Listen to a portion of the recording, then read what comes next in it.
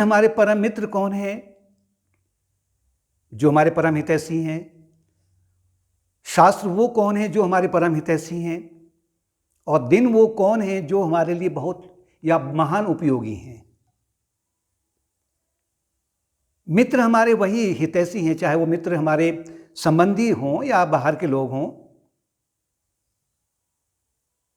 जो हमें वैराग्य की ओर बढ़ा रहे हैं, संसार के प्रति वैराग्य जिनके माध्यम से बढ़ रहा है, और भगवान की ओर ईश्वरोन्मुखी हो रहा है मन,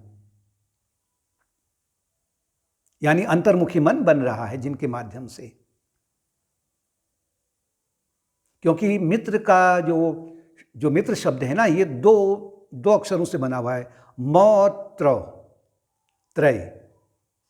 म का अर्थ है अमृत। अमृत क्या है? रसो वैसा, वो रस स्वरूप है, सामान्य रस नहीं, आनंद स्वरूप है, वही अमृत है। कौन? अंतरात्मा कहें या परमात्मा कहें।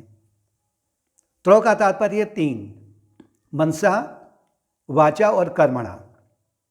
जो मित्र हमें मानसिक रूप से हमारी सहायता करते हैं, वाणी से हमारी सहायता करते हैं, और कर्मों के माध्यम से हमारी सहायता करके जो हमें वैराग्य की ओर बढ़ा रहे हैं और ईश्वरोन्मुखी मन को हमारे बना रहे हैं, तो वही हमारे परम मित्र हैं। शास्त्र हमारे परम हितैषी कौन है?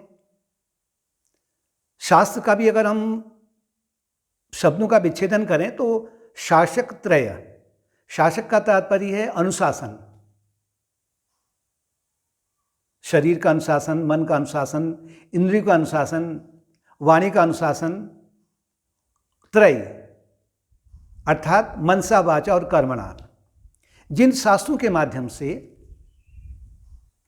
हम मनसा, वाचा और कर्मणा अपने इन शरीर के अंगों को, भीतरी और बाहरी अंगों को अनुशासित करते हुए ईश्वर चिंतन में लगा रहे हैं, भगवत भक्ति में डुबा रहे हैं जिस मन को,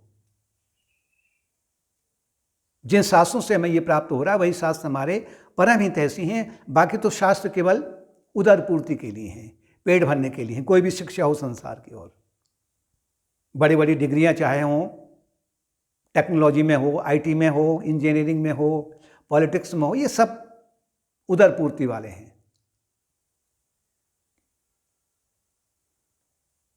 दिन वो हमारे लिए श्रेष्ठ कौन है?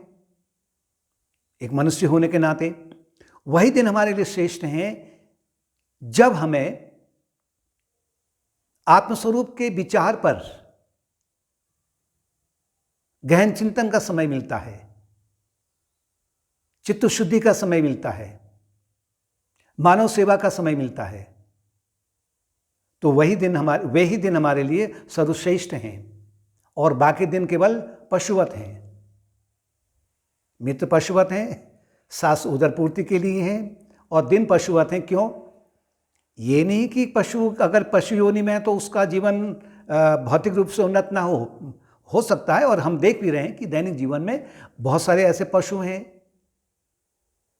कि जिनका जो फिजिकल स्टैंडर्ड है वो सामान्य व्यक्ति के स्टैंडर्ड से काफ़ी ऊंचा होता है, बहुत ऊंचा होता है।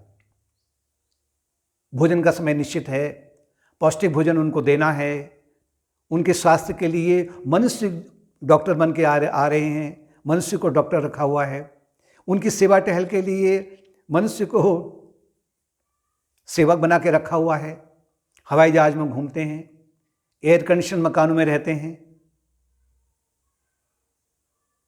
हो सकता कि मनुष्य भी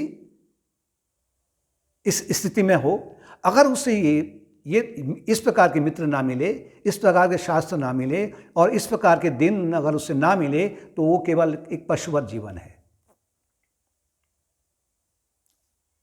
अब पशुवत जीवन किनकी दृष्टि में है? जो विवेकी जन है, उनको लालच नहीं रहता है, अपने प्रारब्धवश वो जिस स्थिति में है उसी में वो संतुष्ट रहते हैं, क्योंकि वो ये जानते हैं कि हमें जो मित्र मिले हुए हैं वो हमें मित्र ही मिले हैं, शत्रु नहीं है। यानी मित्र कौन है? जो आत्मा की ओर, जो ईश्वर की ओर बढ़ा रहा है। शत्रु कौन है? जो भगवान से हमें भगा रहा है, दूर कर रहा है।